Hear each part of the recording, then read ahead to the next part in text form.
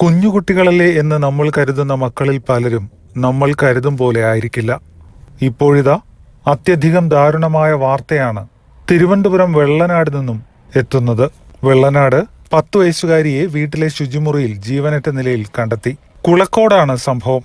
ശ്രീകുട്ടി മഹേഷ് ദമ്പതികളുടെ മകളും 4ാം ക്ലാസ് വിദ്യാർത്ഥിനിയുമായ ദീക്ഷിതയാണ് അന്തരിച്ചത്. ശുചിമുറിയിൽ തൂങ്ങിയ നിലയിൽ ദീക്ഷിതയെ കണ്ടെത്തുകയായിരുന്നു. ഉറിയാക്കോട് വിശ്വദർശിനി സ്കൂളിലെ വിദ്യാർത്ഥിനിയായിരുന്നു ദീക്ഷിത. 2022 മുതൽ കുട്ടിയുടെ മാതാപിതാക്കൾ അകന്നു കഴിയുകയാണ്. ഇവർ തമ്മിൽ വേർപിരിയാനുള്ള കേസ് കോടതിയിൽ നടക്കുകയാണ്. ശ്രീകുട്ടി ഭർത്താവ് മഹേഷുമായി പിണങ്ങി വിളപ്പിൽശാലയിൽ മാതാപിതാക്കൾക്കൊപ്പമായിരുന്നു താമസം. സംഭവ സമയം ദീക്ഷിതയും 4 വയസ്സുകാരി അനുജത്തിയും അപ്പൂപ്പനും അമ്മൂമ്മയുമായിരുന്നു വീട്ടിലുണ്ടായിരുന്നത്.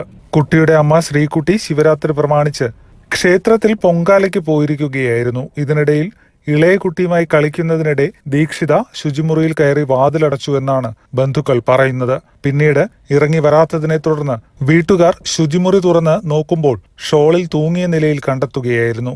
സംഭവത്തിനു മുമ്പ് ഇളയ കുട്ടിയുമായി തർക്കമുണ്ടായിരുന്നതായി പോലീസ് പറയുന്നു. ദീക്ഷിത ജീവനൊടുക്കിയതാണെന്നാണ് പോലീസ് നിഗമനം. ഒരു പേനയ്ക്ക് വേണ്ടിയാണ് കുട്ടികൾ തമ്മിൽ തർക്കമുണ്ടായതെന്ന് പോലീസ് പറയുന്നു. പേന കിട്ടാത്തതിൽ പിണങ്ങി വഴക്കിട്ടാണ് ദീക്ഷിത ഒടുവിൽ കടും കൈ ചെയ്തത്. സംഭവത്തിൽ വിശദമായ അന്വേഷണം നടത്തും. അതേസമയം ദീക്ഷിതയെ അമ്മയുടെ സഹോദരൻ വകവരുത്തിയതാണെന്ന് അച്ഛന്റെ കുടുംബം ആരോപിക്കുന്നു. മാതാവിനും കുടുംബത്തിനുമെതിരെ അന്വേഷണം വേണമെന്നും ബന്ധുക്കൾ ആവശ്യപ്പെട്ടു.